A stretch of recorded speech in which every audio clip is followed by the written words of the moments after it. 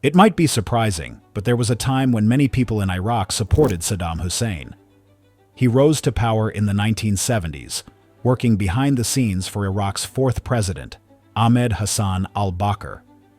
In 1979, he forced the aging al-Bakr to step down and took over as president.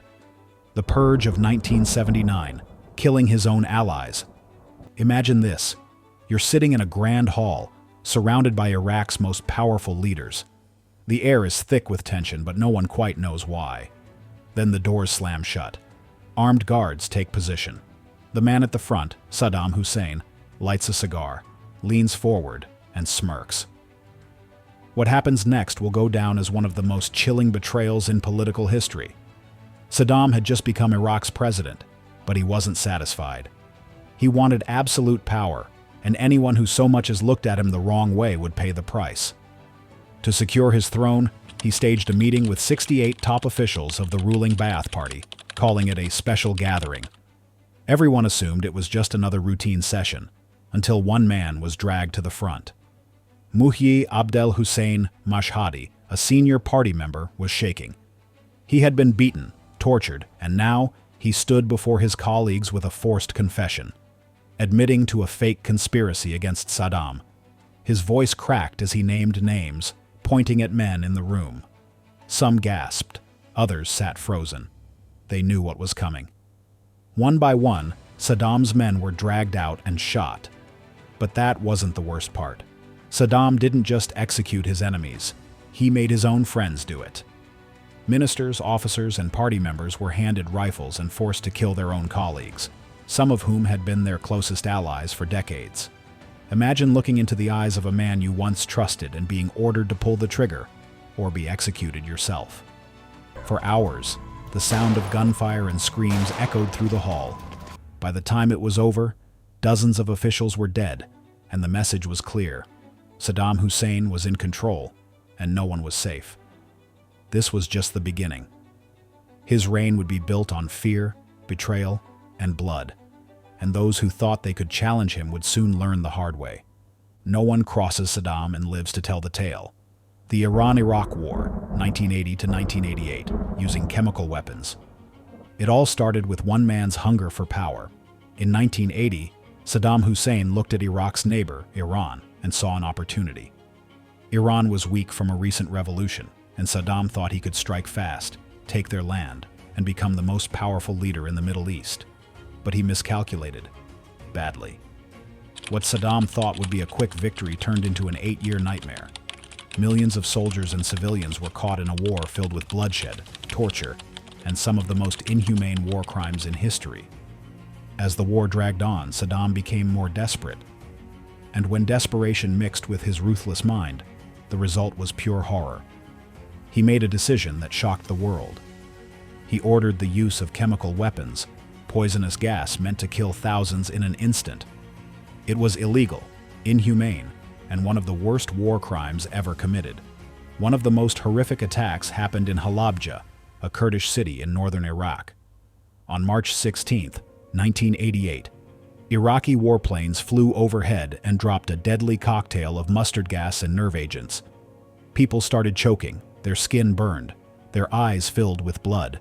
Families ran, but there was nowhere to go. Within minutes, 5,000 men, women, and children lay dead. Mothers collapsed with their babies in their arms. Fathers, desperate to save their families, fell lifeless in the streets.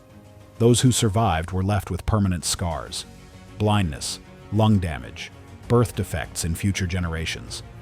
Saddam had gassed his own people, but he felt no remorse. In fact, he continued using chemical weapons on Iranian soldiers, killing thousands more in an instant. No warning, no mercy, just death. The war finally ended in 1988, but at a terrible cost. Over 1 million people died. And what did Saddam gain? Nothing. Not a single piece of Iranian land. No glory, no victory, just destruction, death, and a place in history as one of the most brutal dictators the world has ever seen. And yet, this was only a glimpse of what Saddam Hussein was capable of. Torture and mass executions of political enemies, Imagine living in a country where one wrong word could get you killed, where secret police could break down your door in the middle of the night and no one would ever see you again. This was life under Saddam Hussein. Saddam wasn't just a dictator, he was a man who ruled through fear, and to keep that fear alive, he built a system of pure horror, a network of torture chambers, execution squads, and secret prisons where people were sent to suffer in ways too brutal to imagine. The worst of these places was Abu Ghraib prison. If you ended up there, you weren't coming out alive. Prisoners were tortured for hours, sometimes days. Here's just a glimpse of what went on behind those walls. Acid baths.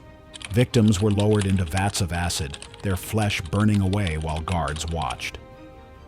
Power drills. Saddam's men would drill holes into people's hands, knees, even their heads, while they were still alive. Rape and mutilation. Women were taken and never seen again.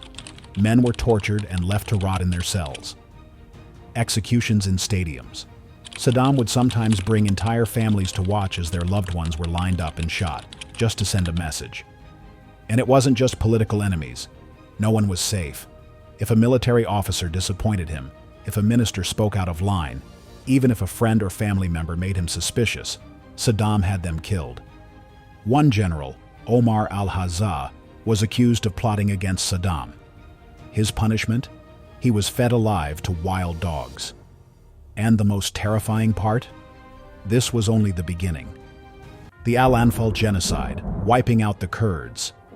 Imagine waking up one morning, hearing the sound of helicopters and gunfire in the distance.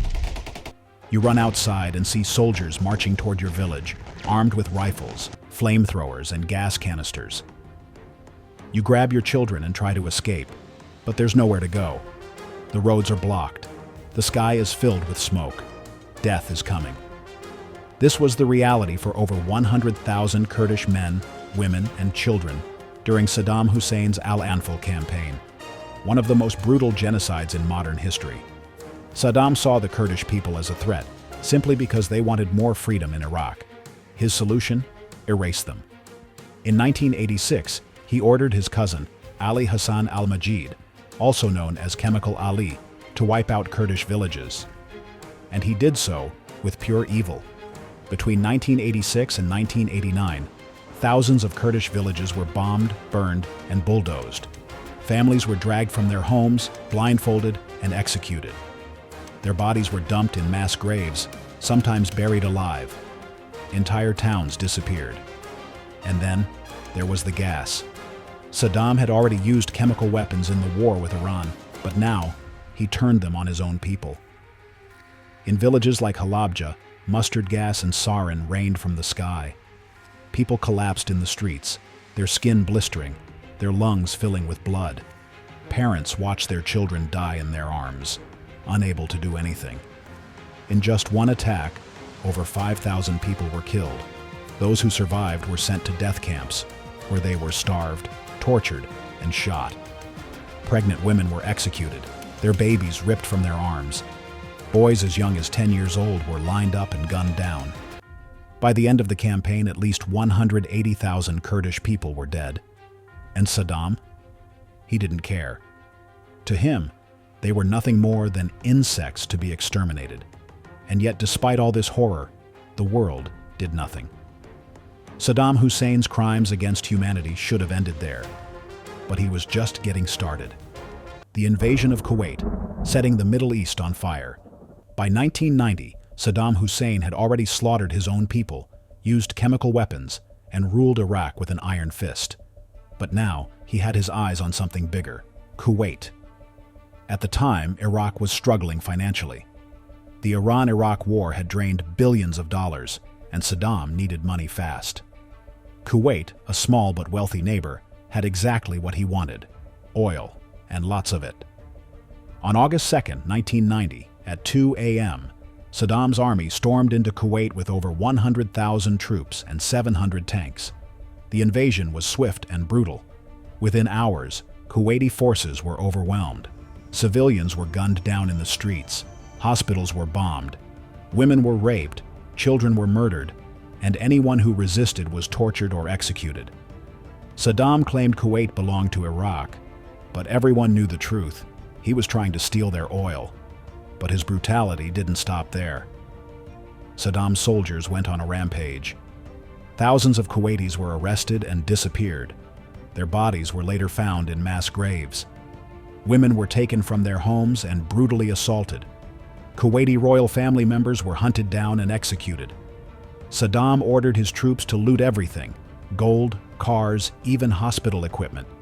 For months, the world watched in horror as Saddam's forces terrorized Kuwait. But then, he made a mistake that would seal his fate. As US-led forces prepared to drive him out, Saddam gave one last order: burn everything. When the Iraqi army retreated in 1991, they set over 700 oil wells on fire. The sky turned black. The smoke was so thick it blocked out the sun for months. It wasn't just an act of war. It was eco-terrorism on a scale never seen before. The world had had enough. In just 100 hours, the US-led coalition crushed Saddam's army and forced him out of Kuwait. But instead of being removed from power, he was allowed to stay in Iraq, ruling with even more cruelty. And for the Iraqi people, this meant more suffering was coming. The brutal suppression of the 1991 uprisings. You might think that after suffering humiliation in the Gulf War, Saddam Hussein would have laid low, perhaps tried to rebuild his image. But instead, his anger turned toward his own people, and what followed was one of the bloodiest crackdowns in modern history. After Iraq's defeat in Kuwait, the country was left in ruins, and the Iraqi people saw an opportunity to rise up against Saddam's oppressive rule. In early 1991, uprisings began to spread across the country.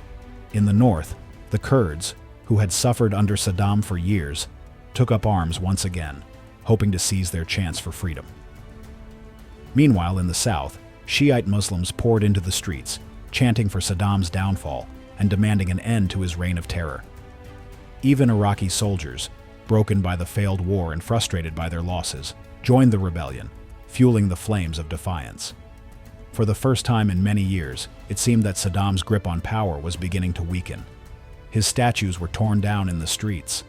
His portraits were burned in public protests.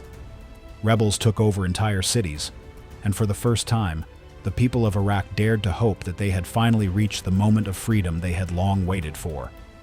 The walls of fear seemed to crumble, and the impossible finally appeared within reach. But this hope was tragically short-lived. Saddam responded to the uprisings with unthinkable violence. He unleashed his most ruthless forces, the Republican Guard, to crush the rebellion. Thousands of tanks and heavily armed troops flooded the streets, turning cities into war zones. The resulting bloodshed was beyond imagination. In cities like Basra, Karbala, and Najaf, entire neighborhoods were completely wiped off the map. Saddam's men went from door to door, dragging men, women, and children into the streets and executing them on the spot. The brutality was so overwhelming that some prisoners were loaded into helicopters and pushed out mid-air, their bodies falling to the ground, never to be found. Mosques, symbols of faith, were shelled, hospitals were burned to the ground, and the deserts of Iraq were filled with mass graves. But the most terrifying part? Saddam used chemical weapons once again. In the Kurdish north, he ordered poison gas attacks, killing thousands and forcing nearly 2 million people to flee into the mountains. As they struggled to survive in the harsh conditions, families froze to death, starved, or succumbed to the toxic fumes in the air. When the uprisings were finally crushed, at least 100,000 Iraqis lay dead. But the cruelty didn't stop there. Saddam's regime continued to hunt down anyone who had even the slightest connection to the uprisings. Sons were forced to watch as their fathers were executed in front of them. Women were imprisoned, never to be seen again. Whole villages were erased from the map, their people wiped out without a trace. The 1991 uprisings represented the Iraqi people's best chance at escaping Saddam's nightmare, at breaking free from the suffocating grip of tyranny. But instead of liberation, they were met with even more brutality, as Saddam's rage turned into an even more oppressive rule. The bloodshed that followed was far from the end. It was just the beginning of an even darker chapter in Iraq's history. The reign of fear, Saddam's torture chambers and death prisons. Imagine living in a place where one wrong word could get you killed. a place where neighbors, friends, even family members were too afraid to speak out because anyone could be a government spy. This was life under Saddam Hussein. By the 1990s, Saddam wasn't just a dictator, he was a living nightmare. He ruled through fear, violence, and pure cruelty. He didn't just want control, he wanted total obedience. And to make sure of that, he filled Iraq with some of the most terrifying torture chambers in history. These were not ordinary prisons. They were dungeons of horror. People were electrocuted, beaten with cables, and had their fingernails ripped out. Some were fed into industrial shredders, alive. The lucky ones were dropped in head first. The unlucky ones went feet first and died in unimaginable agony. Others were tied to explosives and blown apart just for Saddam's amusement. Women and children were not spared. Many were sexually assaulted, tortured, or killed for being related to a political enemy. And if that wasn't enough, Saddam turned executions into public spectacles. Dissidents were lined up and shot in stadiums, their bodies left as warnings. Soldiers who deserted the army were hanged from light poles, their corpses left to rot in the streets. Government officials who fell out of favor were forced to watch their families get murdered before they were executed themselves. One of Saddam's most disturbing tactics was making people watch their own death sentences. His men would send VHS tapes of executions to the victims' families as a final act of psychological torture. But the worst part, no one was safe. Even Saddam's closest friends and family lived in fear. If he suspected betrayal, real or imagined, it meant death. Ministers, generals, even his own sons-in-law were executed when he felt they were no longer useful. For over 2 decades, Iraq became one giant prison. People whispered in their homes, afraid their own children might report them to Saddam's spies. Every day, thousands vanished without a trace. By the time Saddam's reign ended, hundreds of thousands of Iraqis had suffered or died in his torture chambers. And the scars he left behind? They may never fully heal. Conclusion: the legacy of a tyrant. Reflecting on Saddam Hussein's reign brings a chilling reminder of the depths to which one man can sink when consumed by a thirst for power. His rule was marked by unimaginable cruelty, systematic oppression, and a disregard for human life that led to the suffering of millions. From his brutal purges to the chemical weapon attacks, Saddam's actions shattered the very fabric of Iraq and left scars that would last generations. His reign wasn't just about absolute control. It was about making every individual in the country live in constant fear. The world watched in horror as Saddam turned Iraq into a place where the very act of existing could be seen as a threat. Political enemies, ethnic minorities, and even innocent civilians found themselves in his crosshairs, punished in the most brutal ways imaginable. And the worst part, Saddam didn't just commit these atrocities in the shadows. He did so openly, with a callousness that shocked even the most hardened observers. Iraq today still carries the trauma Saddam inflicted on it. The families of the disappeared, the survivors of torture, the victims of chemical weapons, and the countless others who endured years of oppression. Their pain hasn't disappeared. Even after his fall from power, the wounds he left behind are still deeply felt across the country. Iraqis who lived through his reign still struggle with the mental and emotional scars that come from a lifetime of oppression, and the nation continues to rebuild itself from the devastation he left behind. Trust has been broken, and healing has been slow. But what was Saddam's legacy? Was it one of absolute power, or was it one of pure evil? The answer lies in the actions he took and the consequences they left. Absolute power was indeed his goal, but he achieved it not through leadership or vision, but through terror. His reign wasn't simply about ruling. It was about instilling fear in his people and destroying any semblance of hope or resistance. He ruled with cruelty and a desire to humiliate, to break those who dared challenge him. In the end, he proved that absolute power in the hands of one man can corrupt to the point of unimaginable evil. Saddam Hussein's legacy is not just one of dictatorship, it's one of tyranny, sadism, and the devastating consequences of unchecked power. The story of his reign is a grim reminder of the dangers of absolute control and a reflection of how a single person's cruelty can change the course of an entire nation. Even though his physical rule has ended, the scars remain, and they serve as a stark warning that the legacy of a tyrant never fades easily. And there you have it, the brutal truth about Saddam Hussein's reign of terror. His legacy will forever be a dark chapter in history, one that continues to impact Iraq and the world today. If you found this video eye-opening, don't forget to like and subscribe for more deep dives into the most shocking and untold stories from history. We'll continue exploring the stories that shaped our world, bringing you the truth behind the headlines. Let us know your thoughts in the comments below. What do you think about Saddam Hussein's reign? Was his power an example of absolute control, or was it pure evil? Thanks for watching, and we'll see you in the next one. Stay informed, stay curious.